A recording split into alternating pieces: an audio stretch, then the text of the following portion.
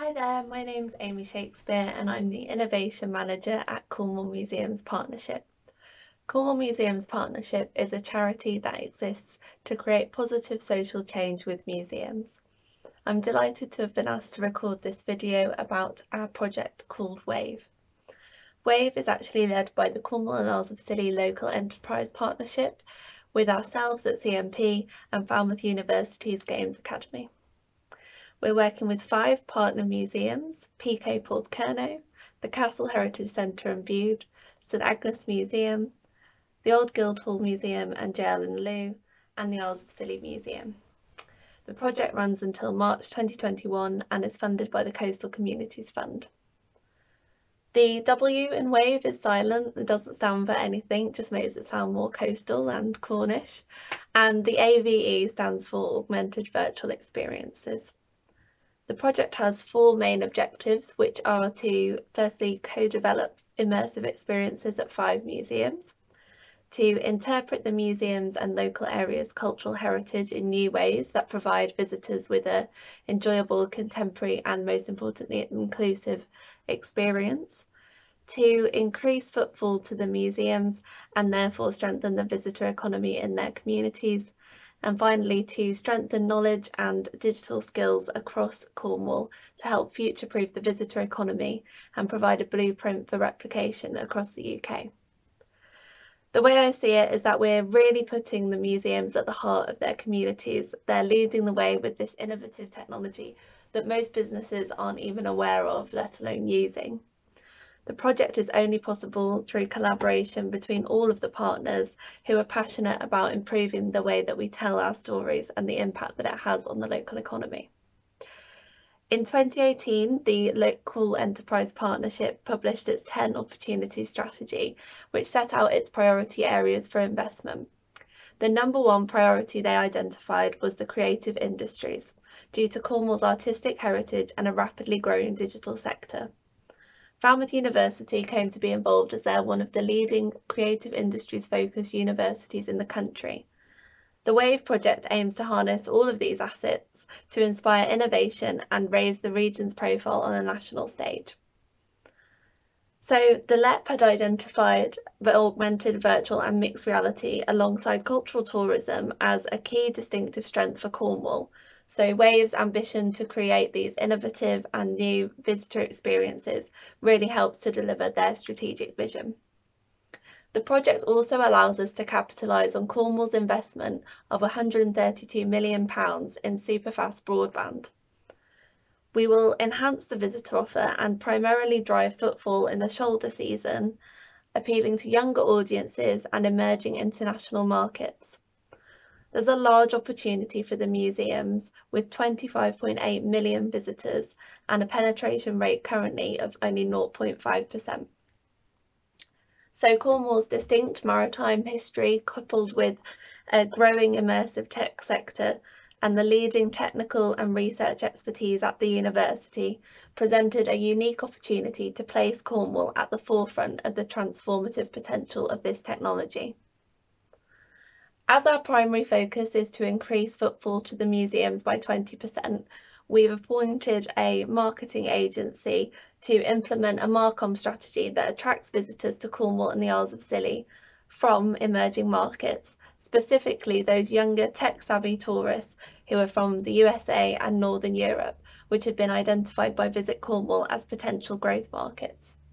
So, to attract them to our immersive experiences, we're offering 360-degree views of the museums and their surrounding landscapes to help people that don't know Cornwall become acquainted with the areas. We've also created a new microsite travel log and an Instagram page, both of which have curated new content such as photographs, blog posts and itineraries that the museums can continue to use after the project is finished. And we've delivered training to staff and volunteers to support them with this. One of the biggest successes and key takeaways from the project has been our focus on user-centered design. The museum teams and the university had some initial training together at the start of the project. We're working across multiple layers of co-design, between the museums and the university and the museums and their communities. So it can be a really complex thing to navigate at times. But it's enabled our audiences to have an active voice in the process, and they've seen the impact that their feedback has had on the project. By not having fixed outputs in terms of whether the experiences were going to be VR or AR or mixed reality, the museums and their communities have really owned the project, and it's deepened their engagement.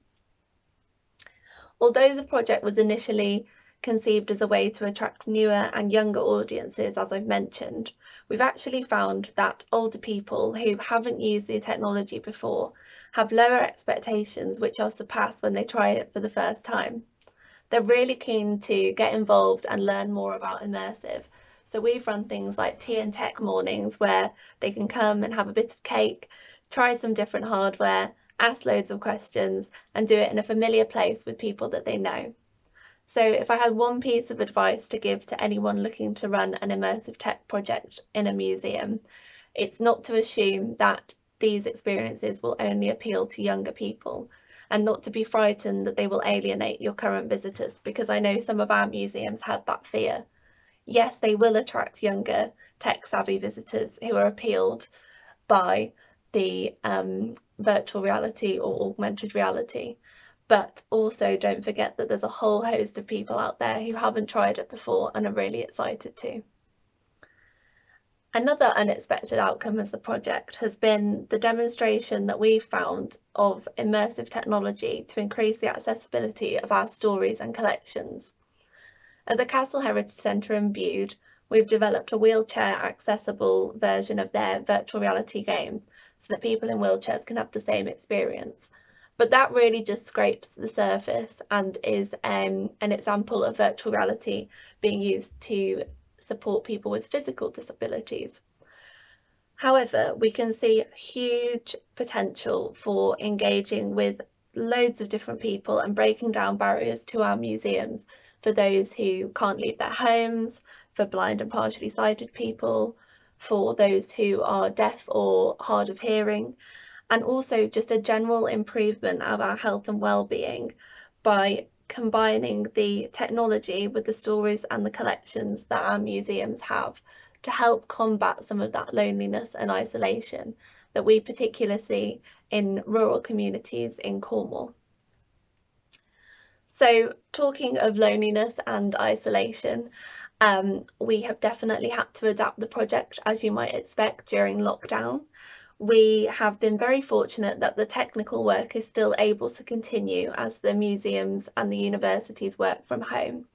We've hosted things like Zoom coffee mornings and fly-throughs on Unity of the virtual worlds that Bude and St Agnes have created, where the museums have been able to comment and give feedback and still be part of that iterative process. We will be able to conduct some remote user testing on the Isles of Scilly while we aren't able to get out to the islands ourselves, and this will allow us to continue working with user feedback.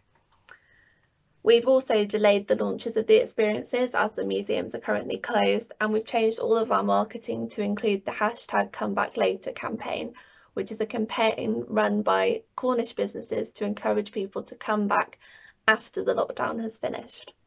We've had some really lovely responses on Instagram to this of people who can't visit Cornwall at the moment but are using our Instagram to get their fix of Cornwall. It will be really interesting, and we will continue with the two museums that are left, which are Lou and the Isles of Scilly, to work with user feedback after lockdown and see how user needs have changed and how we feed this into the work that we do and the experiences that we create. We're thinking a lot about the two virtual reality experiences that we've created, and we're exploring UV technology that sterilises the headsets in order to try and overcome people's nervousness about putting something on their face after coronavirus. We definitely think that there will be an impact, and we think that it's a good time to be attracting younger people as we know that the restrictions may be longer for older people. We are always interested in hearing from other people who are working on immersive tech projects, so please do get in touch. If you want to find out more about the wAVE project, we're on cornwallmuseumspartnership.org.uk, and if you want to ask me any questions or just have a chat, I'm on amy@cornwallmuseumspartnership.org.uk. Thanks so much for listening. Stay safe. See you soon.